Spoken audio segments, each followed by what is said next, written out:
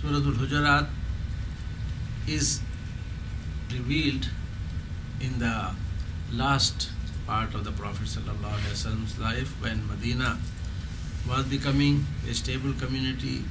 Badr and Uhud and Khandaq had passed. There was the Hudaybiyah, that experience of the Hudaybiyah.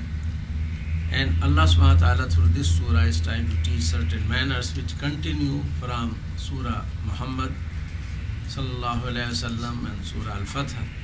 And it is a continuation, but I just started with it because it has certain things that are of our immediate concern and of course general concern. The first thing we said, the first ayah, Ya ayyuhallazina amanu la tuqaddimu bayna yaday Allahi wa rasulihi wattaqullah innallaha samiun alim. Don't upstage yourself, don't go forward before Allah and His Messenger. What does it mean going forward? That is, sometimes we have the intention when somebody is speaking and saying something, say, yes, we know, or we know better than that, or before even the sentence is complete, we started disputing. So with the Badu, with the Arabs who did not have these manners, and now mashallah, all of you people and the whole community is educated, Muslim community, and there are norms of behavior. Yet we see in our Islamic organizations many times that these rules, the basic simple rule to listen to when someone elder is speaking, the principal is speaking, the president is speaking, when some people in the authority or some people who raise their hands have a turn to speak, they speak, then we interrupt. So no interruption, and especially in this case when Prophet sallallahu alaihi wasallam, who is the greatest teacher, who is receiving the revelation, he is speaking, he should be shown respect because what he speaks from the revelation. The second thing we have discussed is لا ترفعوا أصواتكم فوق صوت النبي ولا تجهروا له بالقول كجهر بعضكم لبعض أن تحبط أعمالكم وأنتم لا تشعرون. Don't raise your voice before him. This is another weakness of the Arabs. Arabs are very vocal, Arabs are very loud, and the language is also very powerful language, Arabic, as compared to other languages. So many times they have many expressions also, and sometimes even in modern times we suffer because of those expressions because they are used at a wrong time. The language is like you take a diamond from the mine.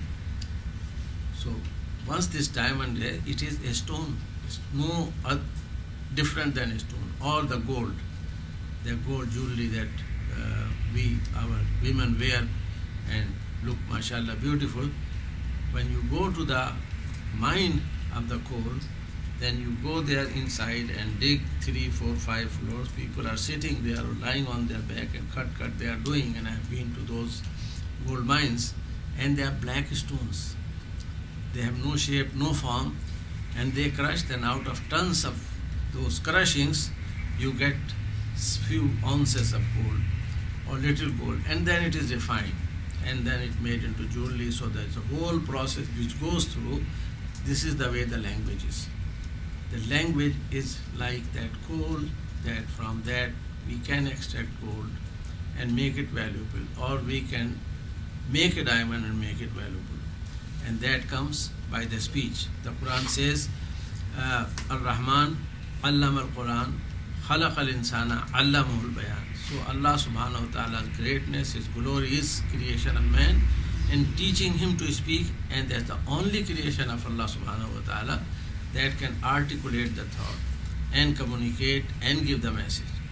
In recent years we have seen President Obama, a black person, son of an immigrant, not a very grand personality, an average looking person, an average heights, and coming from a handicapped community which has been far behind, comes forward, and he won the heart of the blacks and whites and yellow and brown and the world. He get the approval rating in the world. Why? Because he was talking. He had not delivered anything. He was just talking, and he was telling and inspiring. So this is what speech is, and it should be reasoned, and that is what the Arabs have been taught. That is what the Bedu were taught. That before the Prophet sallallahu alaihi wasallam and before your teachers, before your elders, and unfortunately, as I said earlier also, our television, even our Muslim networks, whether you see the Egyptian or Arabs, or you see the Pakistani television, the drama and soap operas are coming. They are a reflection of the culture here, and this culture is not American culture also. 50 years ago or 100 years ago, it was not the culture. It is something regional where everybody is arguing, everybody is shouting, and beyond shouting, killing and murder. So that is a kind of something that we should avoid in our personal life, in our family life, even our marriage life. The third thing here is that about the Buddha who came to Prophet sallallahu alaihi wasallam and started calling him, "O Muhammad, peace be upon him, come out, we have come all the way." And they were sometimes very haughty and sometimes demanding that we have come here, now what can you give me? Or why don't we share the power? Therefore, in the Quran, Prophet sallallahu alaihi wasallam said, Allah subhanahu wa ta'ala said in the Quran, يَمُنُّونَ عَلَيْكَ أَنْ أَسْلَمُوا قُلْ لَا تَمُنُّوا عَلَيَّ إِسْلَامَكُمْ بَلِ اللَّهُ يَمُنُّ عَلَيْكُمْ وَأَنْ هَدَاكُمْ لِلْإِيمَانِ إِن كُنتُمْ صَادِقِينَ. That you tell, you are making this impress us that you have accepted Islam. No, Allah has given you this and Allah has done you a favor. So all of us should know that this is a favor of Allah that we are Muslims. And most of us, and here except one person, inherited it. And few people who get guided. That is why when we see these people in the African America, the people who accept Islam, why should Hamza Yusuf or Yusuf Islam or Muhammad Ali give up things which they had, all their glory, all their possessions, all their wealth? What is it? It is the halawat of Iman. When Iman enters the heart, then the most important thing becomes the Allah subhanahu wa ta'ala's rada, that what He wants us to do, we try to do those, and when He tells us to avoid, we avoid those. So these Arabs who are coming and telling Prophet sallallahu alaihi wasallam, come out, they are told that is better. If you wait, if you have waited, then when he comes out, then you talk to him. Now, you see these three principles that we have. The modern society, American society, corporate society, government they are orators, but oratory is a very good thing. Oratory is communication. Prophet sallallahu alaihi wasallam was, after the prophethood, become the best speaker. He said that khairul kalame qalla wa dalla, the best speech that which is qalil, little, and which is with arguments. And his speeches were not very long. Our ulama make long speeches, 2 hours, 3 hours, 5 hours.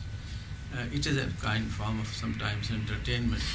But for him, the khutbah was a small one, and it was well argued, well placed. And he said, I have been given the best speech after prophethood. Before prophethood, we don't know that.